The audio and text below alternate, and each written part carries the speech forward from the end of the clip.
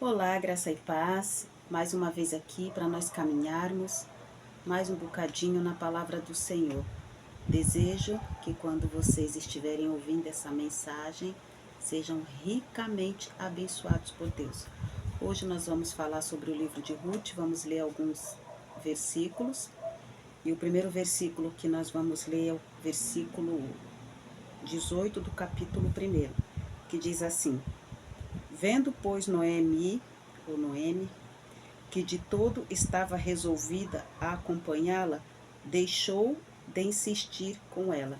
Está falando de Ruth, querendo voltar para a terra da sua sogra. Ruth nos conta a história de uma família que saiu da sua cidade, saiu de Belém e foi para Moabe porque a cidade estava passando por um momento difícil, de muita fome, falta de emprego. E Elimeleque pegou a sua família e foi para uma outra cidade. Chegando nessa cidade, os dois filhos se casaram, porém morreu. Elimeleque morreu os dois filhos, e aí então ficou a viúva de Elimeleque e mais as duas noras também viúvas. Noemi volta de novo, pega as suas duas noras e volta para Belém, porque ela ouviu falar que agora a terra já estava próspera, aquele período difícil já tinha passado, e ela volta com as duas noras.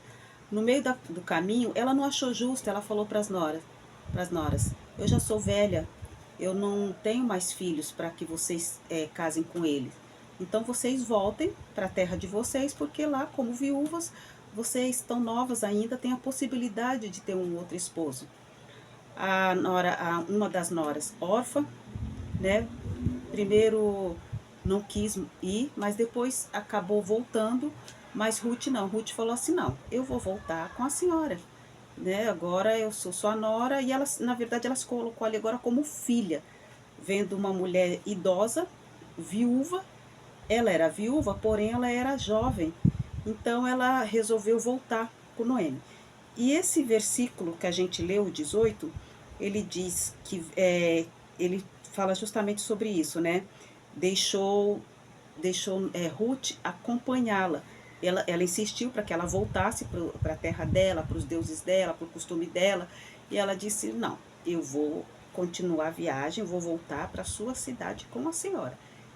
Então Noemi se conformou, falou ok, então voltamos nós duas. Então, nesse momento da história, Noemi não percebeu, porque quando a gente continua lendo, diz que quando ela entrou na cidade, as pessoas, as mulheres olharam e falaram: olha, Noemi voltou.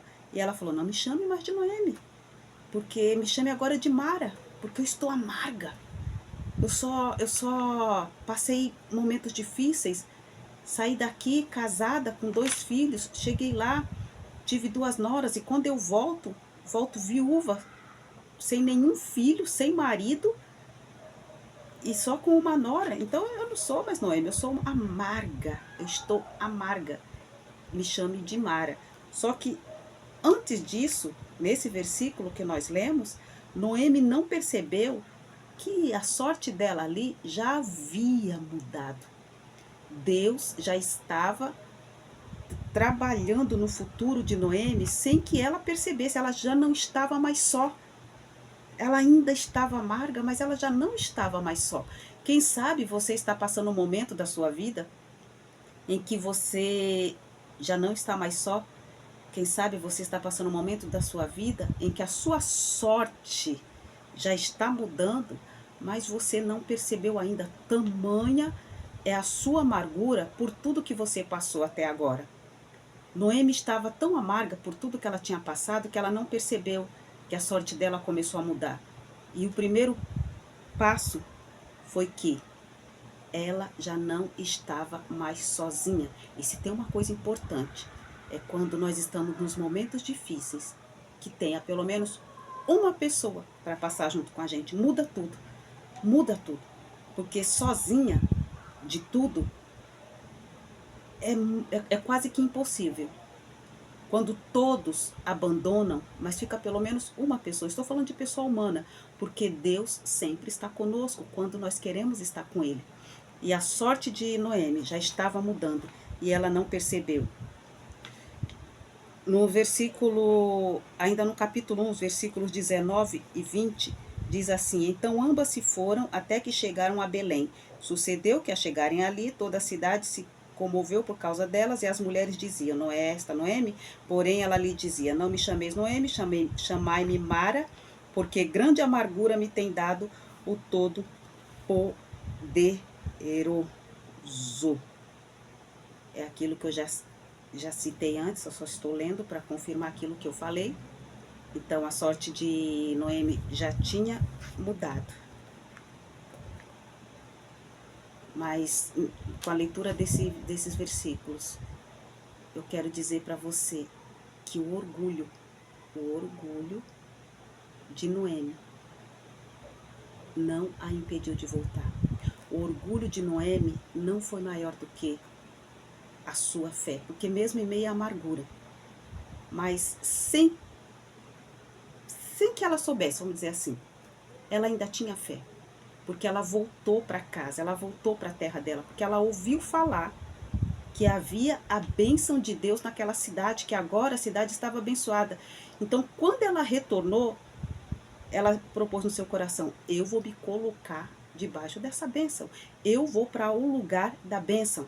Ela poderia não ter voltado, o orgulho dela poderia ter sido tão grande dela falar assim: não, eu era abençoada lá, eu tinha meu marido, tinha meus filhos, e saí para buscar uma vida melhor, e agora eu volto pior do que eu saí. O que vão falar de mim? As pessoas vão me apontar. E de fato isso acontece. As pessoas apontam mesmo. As pessoas zombam. Mas não deixa que o teu orgulho impeça você de receber a sua bênção. Não deixa que o apontar das pessoas impeça você de receber a bênção, mesmo correndo todos esses riscos.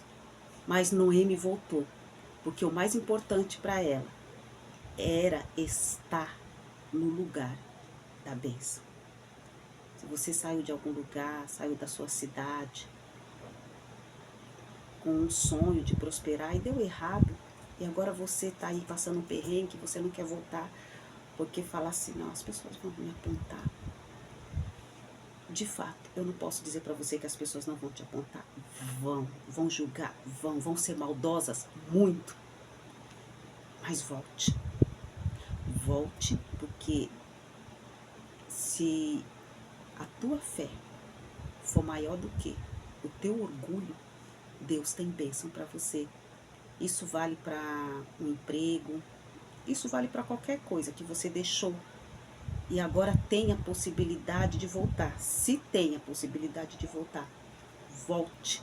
Não deixe que o orgulho, se aquela terra que antes era seca, você saiu de lá, não é porque você foi rebelde, é porque o lugar era seco, não tinha condições nenhuma, assim como Elimeleque. Mas agora mudou. Agora mudou. Deixa as pessoas falar: quando estava ruim foi embora, agora que tá bom voltou. E daí?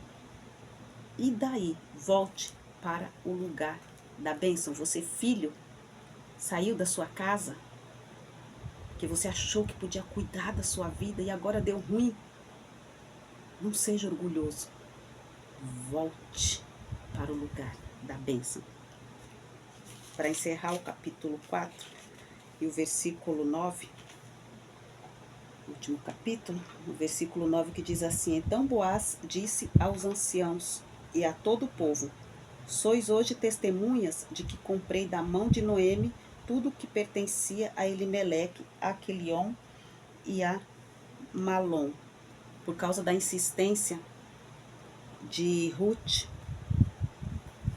ela foi abençoada. Não foi só Noemi que foi abençoada. Boaz era parente, um dos parentes de Elimeleque, o marido de Noemi. E quando Noemi foi embora, as terras que era do marido dela, quando ela voltou, continuaram pertencendo a ela, mas precisava de alguém que resgatasse. E eu não vou contar essa história, porque você vai ler o livro de Ruth e vai ver como que tudo sucedeu, que Ruth foi trabalhar nos campos, foi colher as espigas, foi né, foi colher para poder se alimentar com a sua sogra.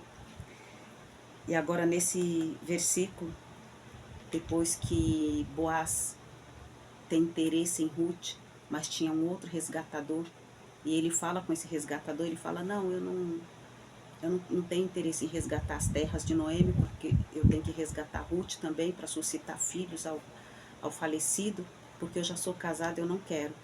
E quem estava em segundo lugar era Boaz.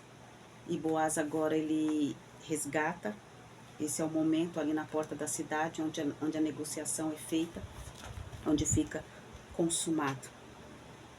E Ruth foi extremamente abençoada, porque ela voltou amparando a sua sogra. E Orfa, ela tinha uma herança. Ruth tinha uma herança em Belém e não sabia, porque ela era casada, ela era a nora de Elimeleque, era casada com os filhos, com um dos filhos de Elimeleque, tanto Orfa como Ruth. Só que Orfa voltou para a cidade dela. E Ruth, quando ela voltou para Belém, quando ela veio para Belém, sem saber, ela voltou para tomar posse de uma herança que ela não sabia que tinha. Pelo zelo que ela teve da sua sogra, ela herdou aquilo que era do seu sogro, aquilo que era do seu esposo. Nós temos uma herança no céu. Uns estão fazendo como Orfa, estão voltando para os seus deuses antigos. Tem uma herança no céu, já esteve debaixo da bênção do Senhor e estão voltando como Orfa, abrindo mão da sua herança. Não abra mão da sua herança. Faça como Ruth. Faça como Ruth. Ruth, ela nem sabia que tinha essa herança. E você sabe que você tem essa herança. E quem sabe você está a caminho como órfão, voltando, falando, não, vou voltar para os meus deuses. Vou voltar para aquilo que eu acreditava antes, porque eu não sei se tem futuro, porque quem sabe órfã ainda tinha aquela desconfiança, será que tem futuro eu voltar para Belém com a minha sogra? E se der tudo errado lá? Pelo menos, se eu voltar para minha terra, foi lá que eu nasci, foi lá que eu cresci, eu já conheço tudo. Quem sabe você está fazendo como órfão, você quer voltar lá para o lugar onde você nasceu, naquela religião que você nasceu, que você cresceu, mas você conheceu, assim como órfão, você conheceu o Deus de Israel, você conheceu o Deus de Israel, mas agora por medo, porque estão dizendo, será que Jesus vai voltar mesmo tanto tempo? E se isso não for verdade, faça como Ruth. Ruth seguiu a sua sogra, ela disse, o teu Deus é o meu Deus.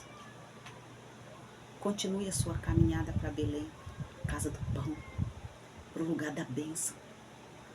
Assim como Noemi ouviu falar que ali era um lugar abençoado. O Senhor foi preparar lugar para mim, para você, para todos aqueles que quiserem. Não faça como órfão, não volte para o lugar de onde você já saiu. Não volte. Não tem incerteza com Deus. Com Deus é certeza. Porque Jesus disse, eu vou preparar lugar e onde eu estiver, vós estareis também. Então nós temos certeza, nós podemos seguir a nossa caminhada. Porque se nós formos até o fim, nós vamos chegar na terra prometida, no lugar onde há fartura, onde não há dor, onde não há choro, onde não paga aluguel, onde não há luto, onde não há doença. Faça como Ruth, prossiga para o lugar da bênção. Que o Senhor te abençoe, que o Senhor te guarde, que tudo que você coloque as tuas mãos de maneira lícita e honesta seja abençoado por Deus. E nós vamos começar agora o ano de 2025.